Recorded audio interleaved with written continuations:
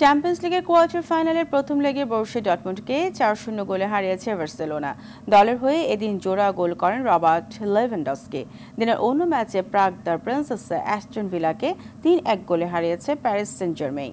বিস্তারিত জানাচ্ছেন রাফি আমিন। অলিম্পিক স্টেডিয়ামে ডর্টমুন্ডের বিপক্ষে বার্সেলোনার লক্ষ্যটা ছিল বেশ স্পষ্ট। সেমিফাইনালের পথ সহজ করতে ঘরের মাঠে বড় ব্যবধানে নজর ছিল হ্যান্সি ফ্লিকের শিষ্যদের।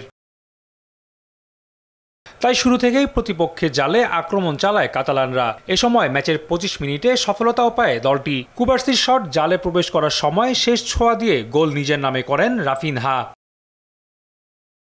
এরপর ম্যাচে ফেরার বেশ কয়েকটি সুযোগ নষ্ট করে ডর্টমুন্ড, ফলে 1-0 গোলের ব্যবধান নিয়েই বিরতিতে যায় বার্সা। দ্বিতীয়ার্ধে ব্যবধান বাড়াতে সময় লাগেনি দলটির। 48 মিনিটে রাফিনহার দেওয়া বল হেডে জালে জড়ান লেভানডস্কি। 66 মিনিটে এই পলিশ তারকা করেন নিজের দ্বিতীয় গোল। সবশেষ 77 মিনিটে ইয়ামাল আরও একটি গোল করলে বড় জয় দিয়ে সেমির পথ পরিষ্কার করে রাখল ফ্লিক বাহিনী। এদিকে ঘরের মাঠে দাপুটে জয় পেয়েছে পিএসজি। যদিও ম্যাচের 35 মিনিটে প্রথম গোলটা আসে ভিলার মর্গান রজার্সের পা থেকে, তবে 4 মিনিটের ব্যবধানে দারুণ গোলে দলকে সমতায় ফেরান দেসিরে দোয়ে। দ্বিতীয়ার্ধে শুরুতেই দলকে লিড এনে দেন কাভারেজকেইয়া।